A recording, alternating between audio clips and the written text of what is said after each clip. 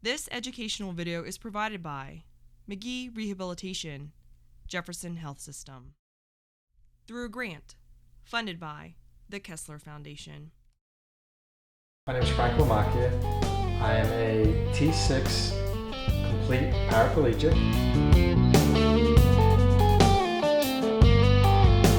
Now this we're doing here, this is shoulders. So here again, being in a wheelchair, always going around, you're already using a lot of your shoulders. So especially your front deltoid, your front and your side deltoids really get a lot of exercise when you're wheeling. So I do shoulders. I don't go too crazy because I think I got to work out just about every day when I'm wheeling around. So, but I still have to get my shoulders in. Right, here, here we're doing a shoulder press. Just going underneath like this. Squeeze it. Just like that. Squeeze it. Blow it out. Just like that. Again. Blow it out. Again. Blow it out. Focus on the shoulders. Even here, you get to stretch them out in ways that you don't when you're sitting down and just wheeling around. So it's always good to get that good stretch. Feels really good. I'll do it now for another couple more exercises, maybe two more sets. Like again, I said, shoulders. I try not to overwork my shoulders because your shoulders get a pretty good workout just wheeling around in the chair. So it's all about getting your feet positioned, balancing yourself out, feeling stable. And I like to always go vertical. It just makes it easier. Here again, lock your arm up here, hold here, up. See this? You want to make sure you get that ear in any transfer. Having that ear, you don't want to do no shearing, you don't want to drag it, because that can lead to skin breakdown. So that's the other thing you want to be really careful about. In here, I'm over here, sometimes I'm throwing up all this weight. Yeah, it feels good up top, but what I gotta keep in mind is that I'm not feeling any sensation on my lower, like on my butt or my ischial. It's getting a lot of pressure there, so you gotta be really careful. You don't want to spend too much time on the bench. If anything, you want to do your exercise, hop back, get back on your cushion because it's really important. Sitting on that bench, you could be feeling all kinds of pressure down there and you don't realize it. So I've been working out this way for about 11 years now, and luckily I've never had an issue with that. But like I said, I always make sure that when I transfer, I make a clean transfer. I don't want to shear, I don't want to scrape, because that could definitely lead to some skin breakdown. So definitely something you want to be careful of and conscious. And if you're working out, when you go home at night, always check your skin, especially if you're working out. Okay, so now what I'm doing, another shoulder exercise. These are lateral raises. These build more of the side of your shoulder. And being in a wheelchair, you don't really do much of this. So it's really important that you get your side laterals, get them exercised, because mostly the wheeling, as you can see, is mostly the rotator cuff and is most of the front deltoid. So that's what really gets the most workout. So a couple more I'm going to show you. I'm going to show you how to work the side lateral, and I'm going to show you how you work your rear lateral, which is really important because back here you don't really get too much movement at all. So let's do these. Same thing. Legs out. Roll up. Lock in. I'm going to make a song. Roll out, lock in, legs out. You can push off, and you're in like that. Just like that. You want to get your legs. Make sure your legs are out in front of you. So position. When we're doing the rear laterals, you want to just kind of make sure your chest is pushed up against the pad. And then what you're doing here is you're working your side lateral. So it's all about this movement here. Bring the weights to the side. What I like to do is like to hold it for a second or two while it's up there. Get that good stretch. Blow it out.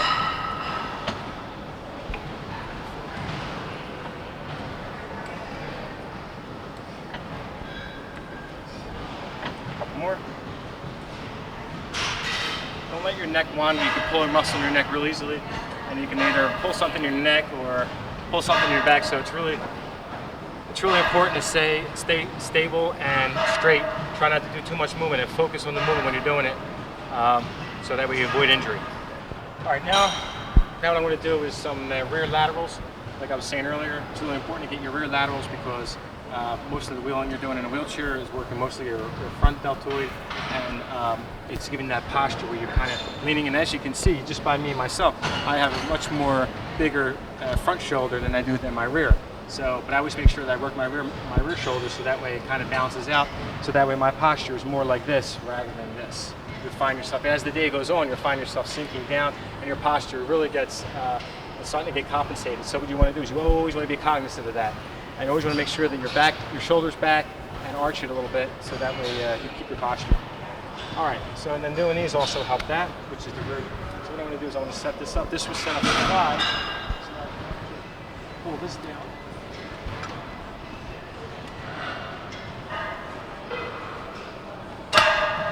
Pull that down. Slide that up.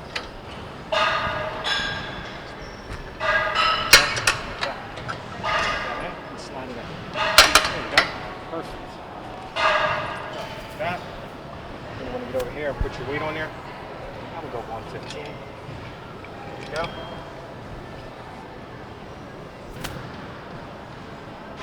And obviously, if you're starting out working out with this, you always want to make sure you start out light so you're comfortable. And you know how much weight you can really handle.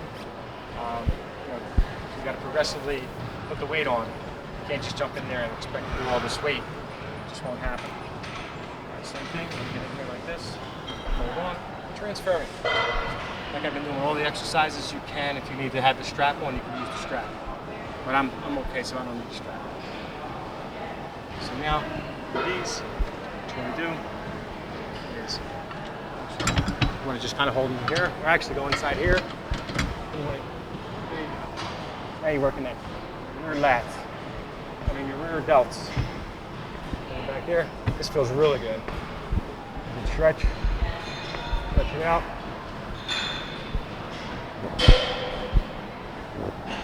So those, like I said, those are really important.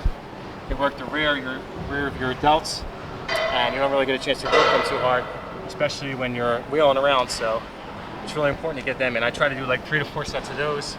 I go up in small increments or whatever I can handle. So definitely a good shoulder exercise to do to help with your posture. So now what I'm going to do is, using the universal machine, we're going to do some tricep extensions to work on the tricep.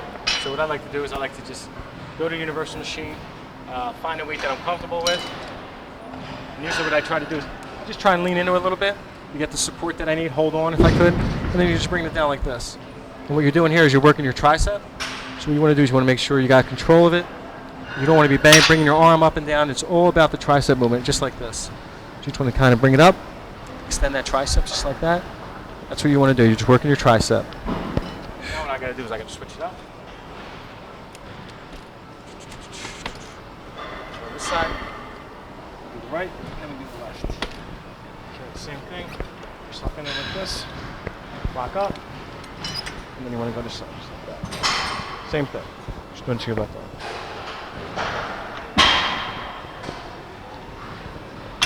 Same thing, blow it out.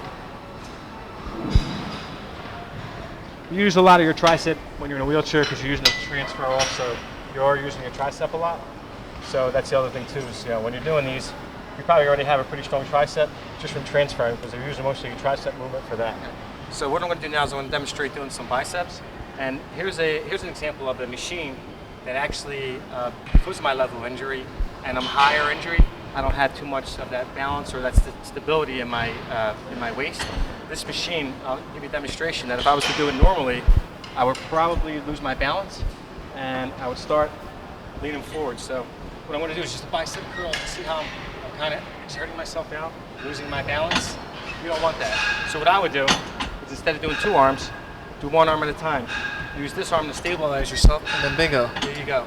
So you're locked in the position you should be in, and you're holding on here, and you're not leaning forward, you're not losing your balance, you're not losing your breath.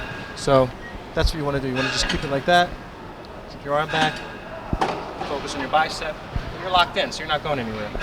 This is good. This feels real good too. Same thing, get your right arm, lock yourself in.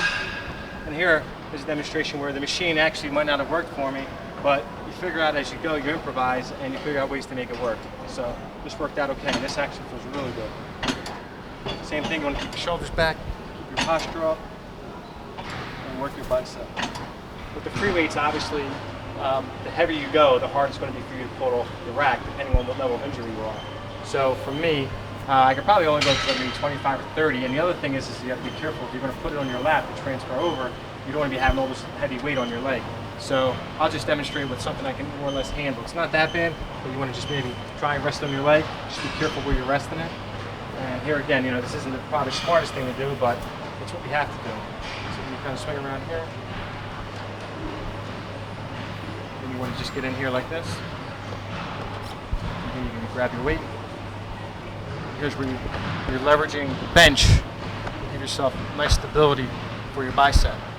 So you can get your biceps curls in this way, rather than, and the reason why I'm using the bench is because I can't do it because I don't have the, my level injury, I don't have any abdominal muscles to keep me positioned back, so I use this for leverage. So here you just do your bicep curls like that.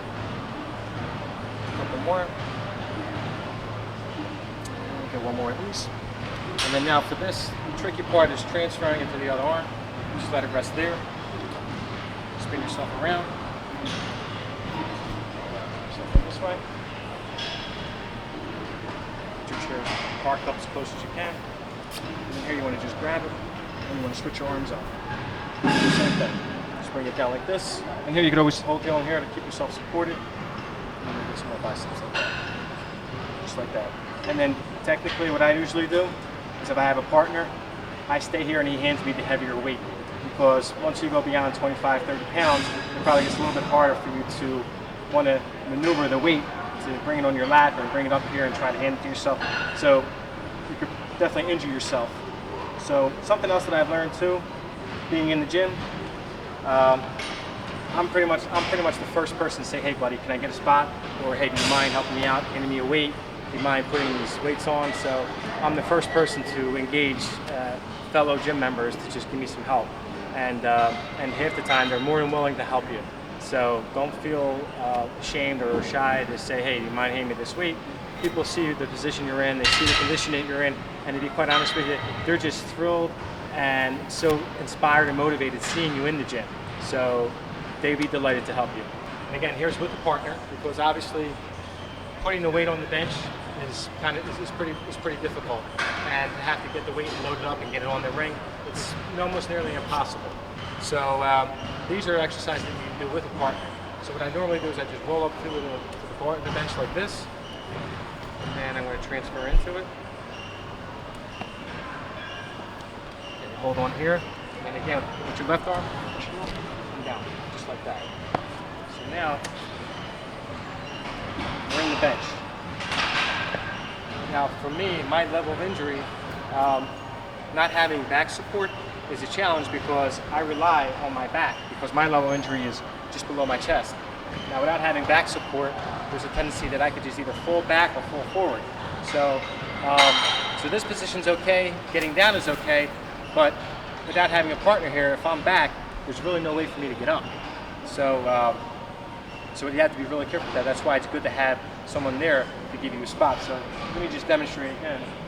So me going down is fine. Keep yourself back here.